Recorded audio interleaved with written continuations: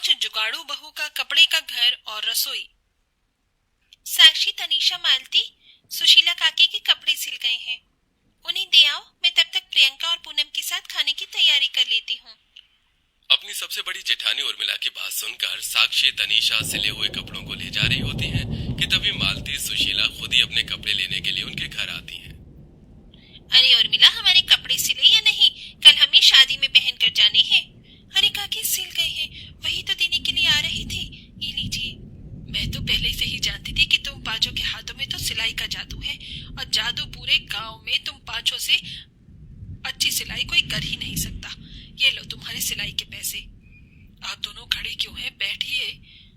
जाओ उर्मिला बहू, इनके लिए चाय बना लाओ। अरे नहीं नहीं, इसकी कोई जरूरत नहीं है। हमें तो आपके घर में आने से भी डर लगता है। बुरा मत मानना जयंती, पर लेकिन आपका घर किसी पुरानी गुफा से कम नहीं है। जब देखो कहीं ना कहीं से मिट्टी ही गिरती रहती है। और नहीं तो क्या, आखिरकार कब तक आप लोग इस घर में रहेंगे? मैं तो कह रही हूँ उधार लेकर ही अपना घर बनवा लो। क्या पता कब आपका घर मिट्टी की तरह से ढह जाए। इतना कहकर सुशीला और मालती वहां से चली जाती हैं। उन दोनों की बातें सुन पांचों बहुएं एक दूसरे की शक्ल देखने लगती हैं। अब तो आसपास के लोग भी हमारे इस घर का मजाक उड़ाने लग गए हैं। माँ जी, हमें अपने घर की मरम्मत करवा लेनी चाहिए। पर कैसे? मरम्मत करवाने के लिए आराम से 1-2 लाख रुपए लगेंगे। और क्या हमारे पास इतने पैसे हैं? तुम पांचों सिलाई करके मुश्किल से 500-600 रुपए ही कमा पाती हो, और तुम पांचों के पति कबाड़ी का सामान इकट्ठा करके दिन का 100-200 रुपए। इतने कम पैसों में घर की मरम्मत तो दूर, एक टीन की छत भी नहीं डलेगी। अपने घर के हालातों से वाकिफ पांचों बहुएं अपनी सास से ज्यादा कुछ नहीं कहती और वापस अपने घर के कामों में लग जाती हैं। आज बहुत जोरों की भूख लगी है, जल्दी से खाना लगा दो। अब लोग हाथ मुंह धो लीजिए, हम तब तक खाना लगाते हैं। उर्मिला साक्षी जैसे ही चूल्हे के पास खाने के लिए जाती हैं तो देखती हैं कि उनके खाने के बर्तन के पास 2 कौवे बैठकर उनके बनाए हुए खाने को खा रहे हैं। हे भगवान, हमारे घर में ये कौवे कैसे आ गए? चलो भागो यहाँ से। साक्षी के भगाने पर वो दोनों कौवे चूल्हे के पास बनी दीवार के छेद में से उड़कर बाहर चले जाते हैं। वैसे ही घर में राशन नहीं था, इतनी मुश्किल से खाना बनाया था, और इन कौवों ने भी खाना खराब कर दिया। दीदी, इसमें कौवे की भी क्या गलती है? गलती तो हमारे इस घर की और रसोई की ऐसी हालत की है जहाँ हर जगह दीवार और छत में छेद हो रही हैं। आज तो बस एक कौवे ही आए थे, कल कुछ जानवर पक्षी भी आ सकते हैं। कौवे के खाना झूठा करने की वजह से सभी लोग उस रात खाली पेट ही सो जाते हैं, लेकिन सोना भी इस गरीब परिवार की किस्मत में नहीं था। थोड़ी देर में तेज आंधी हवाएं चलने लगती हैं और छत और दीवारों के छेद से मिट्टी और बारिश भी आने लगती है। हे भगवान, खाना तो हमारे नसीब में ही नहीं था। कम से कम 2 पल की चैन की नींद तो नसीब होने देता। कभी कभी तो ऐसा लगता है कि इस घर में रहने से अच्छा कि हम लोग सड़क पर तिरपाल लगा लें। 2 पल की चैन की नींद तो सो सकेंगे। जहां आसपास के घरों में लोग चैन की नींद सो रहे होते हैं, वहीं ये पूरा परिवार आधी रात में उठकर घर की दीवारों और छत से मिट्टी और पानी को आने से रोक रहे होता है। आए दिन और हर मौसम में इस परिवार को इस टूटे हुए घर और रसोई की वजह से ऐसे ही मुसीबत का सामना करना पड़ता था। दिन में तीसरी बार झाड़ू लगा रही हूँ, लेकिन ये कतरन है कि हर जगह से निकली जा रही है। घर में वैसे भी सिलाई से ढेर सारी कतरनें जमा हो गई हैं। एक काम करते हैं, शाम को इस बोरी में इकट्ठा करके कूड़ेदान में फेंकाएंगे। पांचों बहुएं मिलकर सारे कतरनों को इकट्ठा करती हैं और उन्हें बोरे में भर लेती हैं। लेकिन जैसे ही वो लोग कतरन को फेंकने के लिए बाहर जाती हैं तो बाहर बहुत जोरों की बारिश शुरू हो जाती है।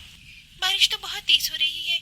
मेरे ख्याल से हमें कल ही जाना चाहिए, वरना अगर रास्ते में कहीं पानी जमा मिल गया तो हमारा आना जाना मुश्किल हो जाएगा। पांचों बहू कतरनों से भरी बोरी को घर के कोने में रख देती हैं।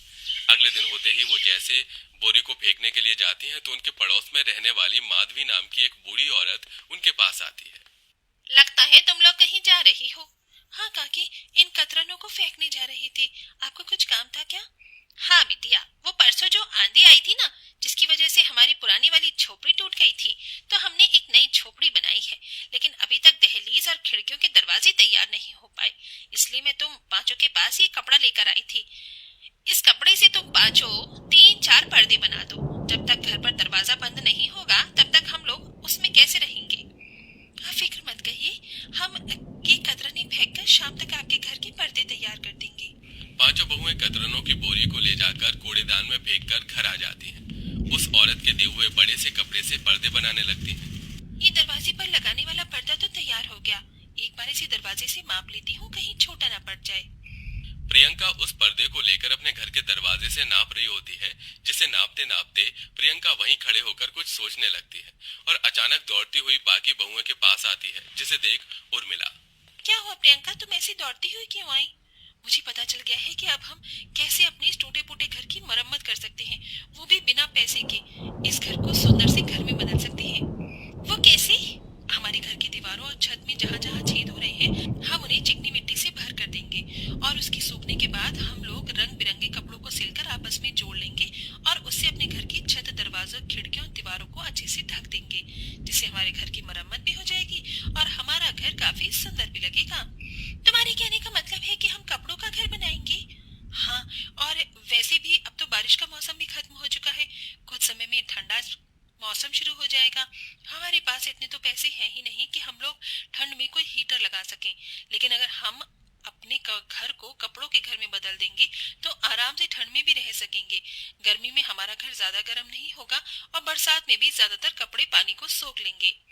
वैसे प्रियंका, तुम्हारा आइडिया तो अच्छा है, लेकिन इन सब के लिए हमें काफी सारे कपड़ों की जरूरत पड़ेगी और हमारे पास इतने कपड़े नहीं है। अरे तुम सब जल्दी से मेरे साथ चलो। अब पांचों बहुएं भागते भागते उस कूड़ेदान में जाती हैं, जहां उन्होंने कतरनों से भरी बोरी को फेंका था।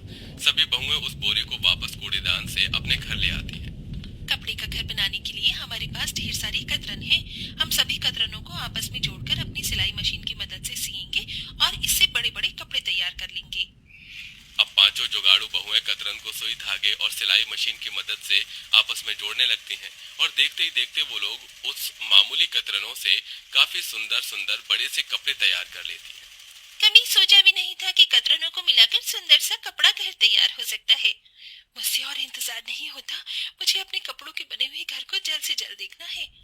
पांचों जुगाड़ू बहुएं जुगाड़ करके आपस में कतरनों को सिलती हैं और साथ ही साथ घर में रखी हुई कुछ मोतियों और लेसेस को उनके ऊपर लगा देती हैं, जिसके बाद अब वो सभी मिलकर उन कपड़ों की मदद से अपने घर की दीवारों और खिड़कियों को अच्छे से ढकने लगती हैं, जिसे देख जयंती। हमारे घर की दीवार कितनी ज्यादा सुंदर लग रही है ना। कल तक तो इन पर ठीक से पपड़ी भी नहीं थी और अब देखो, ये तो बस शुरुआत है, अभी आप आगे आगे देखती जाइए। दीवारों के साथ साथ छत पर भी पांचों बहुएं उन कतरनों से सिले हुए कपड़ों को अच्छे से लगा देती हैं, जिससे उनका टूटा हुआ घर भी ठीक हो जाता है और उनके कपड़ों के बने हुए घर की खूबसूरती को देखकर सारे लोग काफी ज्यादा खुश होते हैं। अरे मुझे तो यकीन नहीं हो रहा है कि हमारे कपड़ों से बना हुआ घर है। कितना सुंदर घर है। जिस परिवार ने कभी अपने घर की दीवारों पर पेंट करवाने के सपने भी नहीं देखे थे, उस गरीब परिवार को इतना सुंदर कपड़ों का बना हुआ घर पर काफी ज्यादा खुशी होती है। हमारा कपड़ों का घर तो तैयार हो गया, लेकिन अब रसोई का क्या करें? एक ही कमरे में रसोई होने की वजह से जब भी खाना बनाते हैं तो पूरा घर धुएं से भर जाता है। मेरे पास इसका एक बहुत अच्छा जुगाड़ है। जिस तरह से हमने कपड़ों का घर बनाया है, वैसे ही रसोई भी बना देते हैं। हम इस तरह कतरनों से सिला हुआ कपड़ा लगा देंगे और साथ ही इस दीवार में छेद कर चूल्हे के पास से यहाँ तक एक पाइप भी निकालेंगे, जिससे सारा धुआं घर से बाहर जाएगा और हमारे घर की तरह ही हमारे कपड़े की रसोई भी तैयार हो जाएगी। पांचों जुगाड़ू बहुएं अब कपड़ों की मदद से अपनी रसोई को भी अपने घर से अलग कर एक सुंदर रसोई बना देती हैं और ऐसे ही कुछ समय गुजर जाता है। अरे साक्षी, तुमने क्या बनाया है? थोड़ी बहुत कतरन बच गई थी तो उन्हें सिलकर मैंने ये तकिए के कवर बनाए हैं। ये तो बहुत ज्यादा सुंदर लग रहे हैं। इतने सुंदर तो मार्केट में भी नहीं मिलते होंगे।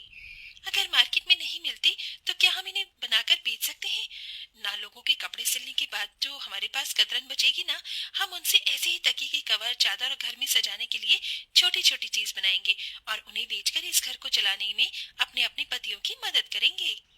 अब पांचों जुगाड़ू बहुएं कतरनों से चादर, तकिए, कवर जैसी चीज बनाकर मार्केट में बेचते हैं, जो लोगों को काफी ज्यादा पसंद आता है, जिससे अब वो लोग ठीक ठाक कमाई करना शुरू कर देते हैं और धीरे धीरे अपने हालातों को बदलते हैं।